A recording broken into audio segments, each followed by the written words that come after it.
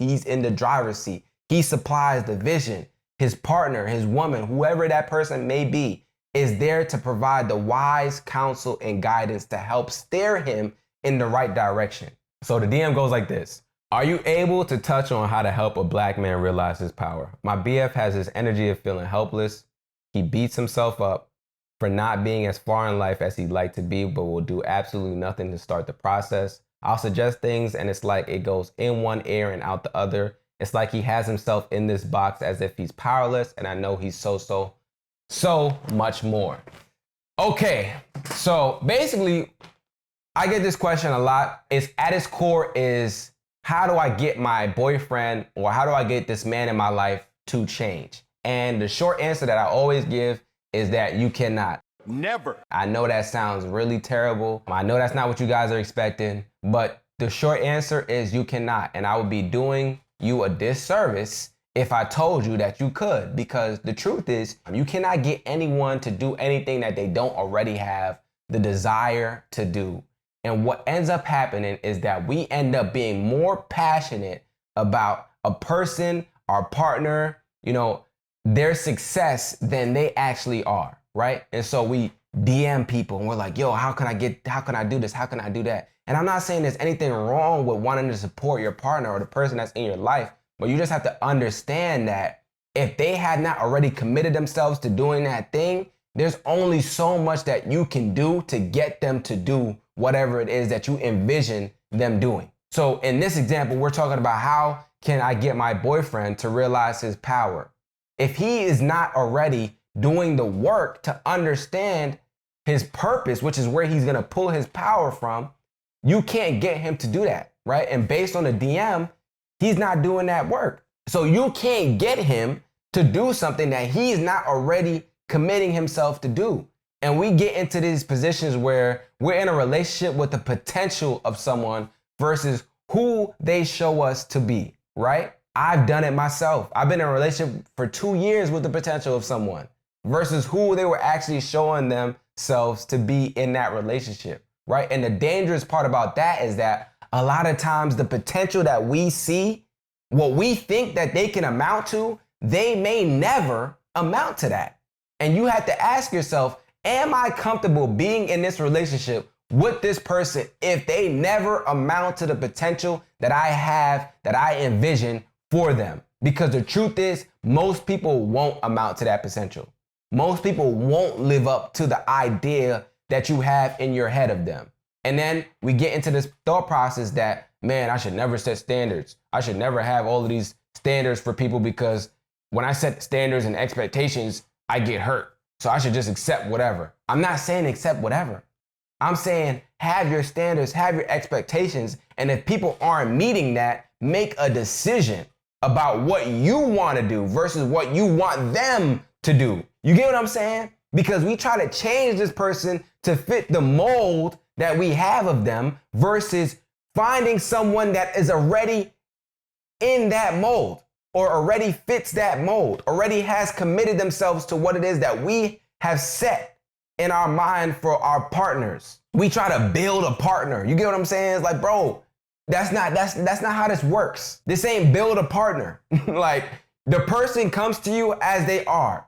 You assess who they are and the qualities that they have and determine whether or not you want to build a life with them based on the qualities that they show you in the present, not based on what you think they can be or what you think they can amount to, based on the qualities that they show you in the present. Truth be told, when you understand the qualities and characteristics of someone, you can understand whether or not they are going to be able to be successful at whatever it is that they are passionate about, right? If a man does not understand his power, if he does not have drive, if he does not have vision, there's a very low likelihood that he's going to be successful. I'm being very honest. I'm not trying to be disrespectful. This is me being very honest, right? If a man does not have drive, where are we going? That's how you end up getting into a relationship where there is no direction, right? Because he has no drive and he doesn't realize his power because he doesn't understand his purpose. And we're gonna talk about purpose again because purpose is very important, right? He doesn't understand his purpose, which is where he's gonna pull his power from, which is where he's gonna get his drive from. Because once you understand your purpose, what you've been called to do, that's where you pull the power and the drive from, to be able to get yourself to what it is that you're being called to do. That's where it is. That's where it comes from. And then in the relationship, you are able to supply a vision for where you want the relationship to go. Why? Because you understand your purpose. You understand what you're being called to do. And you understand the relationship is another vehicle to help you to get there. And vehicle is a key word, right? Drive is a key word. These are all key words. It's important. I'm using these words for a reason, right? Because the man, when I think about traditional relationships, he's in the driver's seat. He supplies the vision. His partner, his woman, whoever that person may be, is there to provide the wise counsel and guidance to help steer him in the right direction.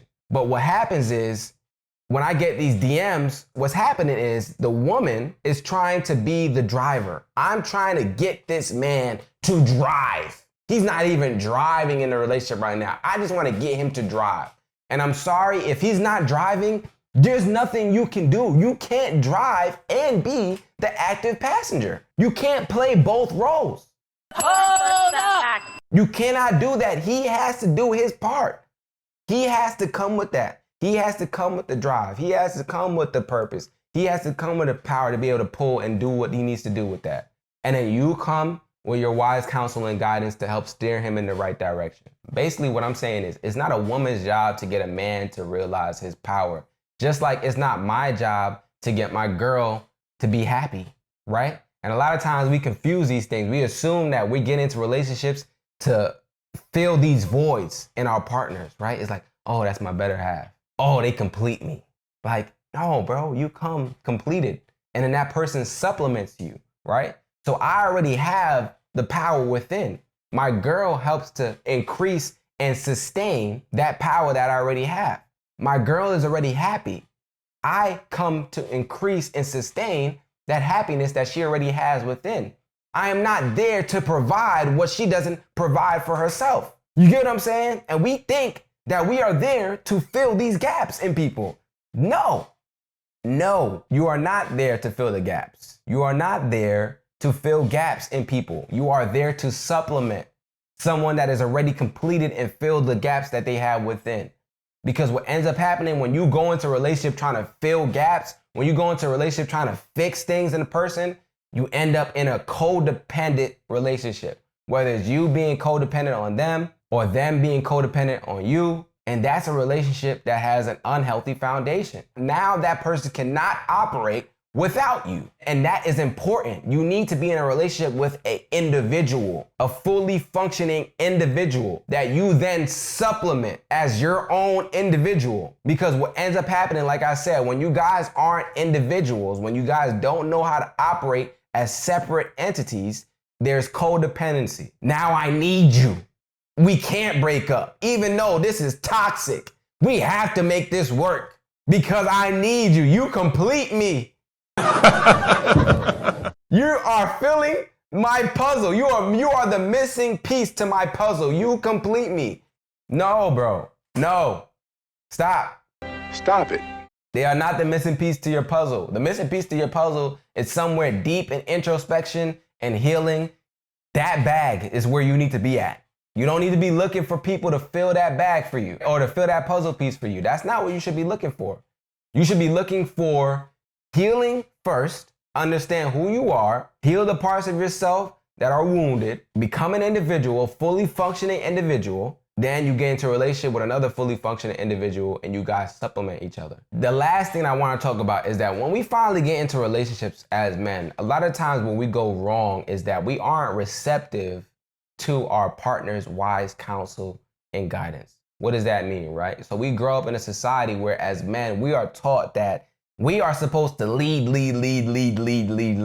And unfortunately, a lot of us don't have healthy examples of what leadership looks like. So we confuse dictatorship with leadership. And so we assume that when we come into a relationship, our job is to dictate right away. Tell our partners what to do. They need to listen because we are the leaders. This is how it's supposed to be. That's a recipe for disaster. You are going to fail every time when you do that. The problem is leadership starts with listening, but we assume that listening is weak, feminine. Whack. We don't need to listen, right? Why would I listen to you? You should be listening to me. I'm the man. You listen to me. Nah, bro. How are they gonna listen? How are you gonna lead? How are you gonna dictate when you don't already understand what's going on? The only way to fully understand the scenario, the circumstance, and everybody's position is to listen. That's how you lead effectively. Leading effectively starts with listening. Everybody's gonna talk about there's all these different leadership styles. I understand. I'm talking about my leadership style, right? My leadership style, when we talk about the way I lead my family and the way I lead in business, the way I lead point blank period, is by listening first. I cannot tell you anything until I listen to you. I do it with everything, with the podcast, with advice, with my girl, with myself. I have to listen first. There is no way around it. How do I organize a podcast? We have a conversation before the podcast and I listen to the person. Rather than telling them what I want out of the podcast and what I think they should talk about, I listen to them. Then we come up with a flow and I ask them, I present it to them. Hey, are you cool with this? They're like, all right, cool, this is great. That's how I get the best podcast episode. I don't come in there with my preconceived notions about how things should go. And if we take that back to relationships, a lot of us get into relationships with our preconceived notions about how things should go. She needs to cook and clean. They need to do this, and this. They gotta cook, clean, blah, blah, blah, blah, blah, blah, right? Don't get me wrong. I want my girl to cook and clean.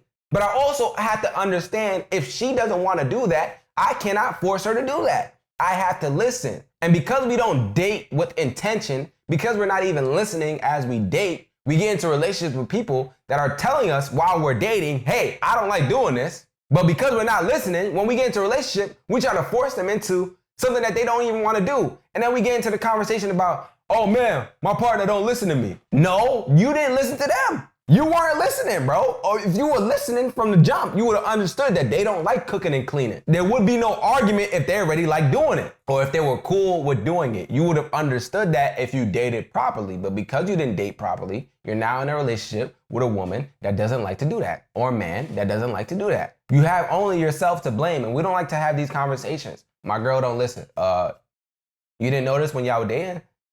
How long did y'all date for? 2 weeks. Yeah, you didn't date long enough, bro. It's that simple. It's really that simple, bro. It really be that simple most of the times. I'm keeping it stacked with y'all. And I'm not trying to be disrespectful. I'm not trying to be insulting. I'm just being honest about my own personal experiences.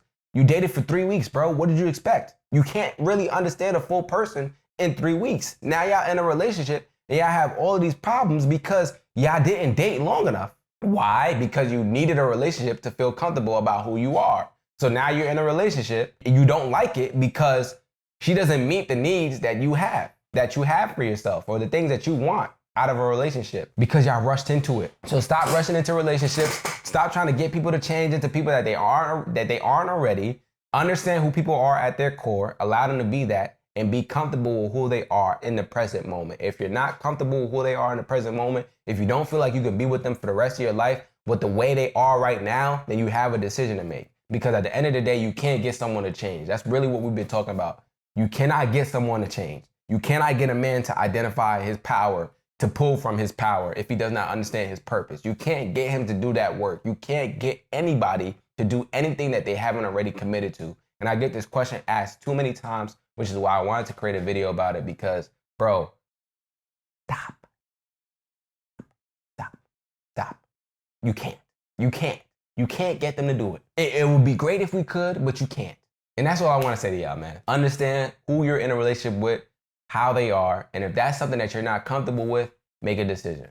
All right, so I just realized I didn't speak on this in the actual video, so I want to speak on this and then add this to the end of the video, right? Which is basically, how does a man determine or identify his purpose? And the way that I and most men and people that I talk to that understand what it is that they've been called to do, identify our purpose or our calling, is through struggle. That's one. So one component can be struggle. And then the other component, which I feel like you cannot run away from, is deep introspection with yourself. Spending a lot of time with yourself and understanding who you are at your core. Because if you don't understand who you are at your core, it's very hard to identify what it is that you've been called to do, right?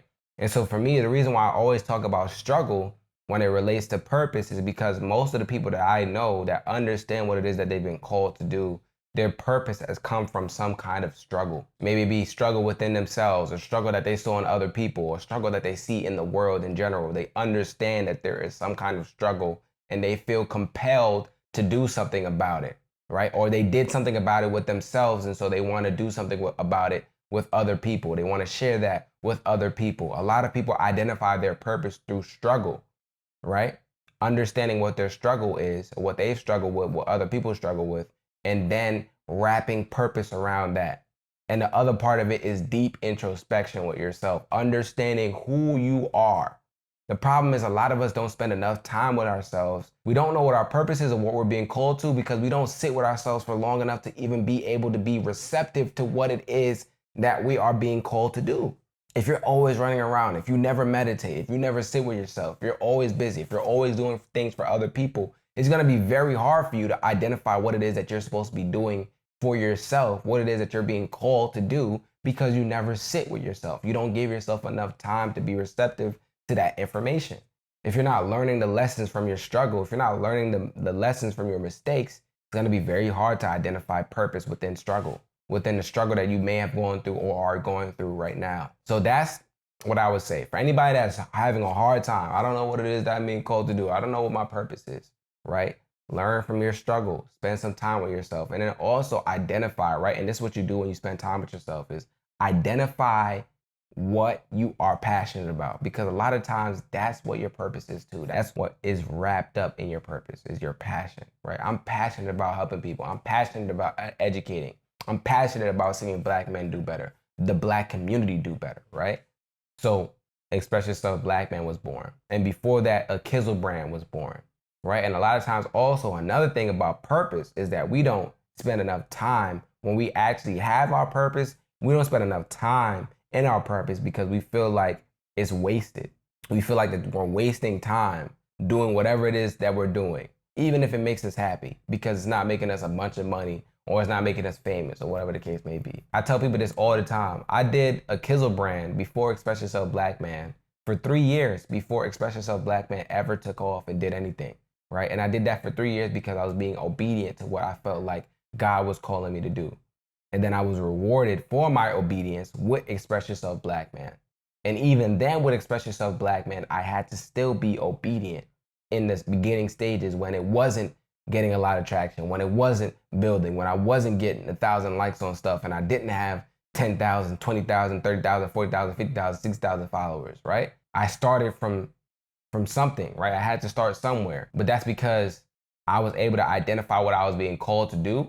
I was able to pull my power from that, and I was able to stick with it and be obedient to it, even when I did not see quote unquote progress, like society would like to call it, right? What we think is progress, right? But a lot of times what we think is progress isn't actually what God would equate to progress. So that's all I have to say. Spend some time with yourself, understand your struggles, understand what other people struggle with, and then understand your passions and really get clear on what it is that you've been called to do. It's in there somewhere. There's a voice somewhere that's telling you it. You have to be willing to listen. You have to spend enough time listening, and then you have to be obedient to that thing and ideate and be understanding and be patient and all the good things, man. So yeah, I realized I didn't spend enough time helping you guys to understand how to identify your purpose, so I wanted to add this to the end of the video. But if y'all have any questions, y'all know y'all can always DM me. So I'll see you on the next one. Peace. Sometimes I know you feel like you ain't got nobody to speak to. A shoulder to lean on somebody you could preach to. No, you need to hear it, my brother, I love you. We got way too much to live for.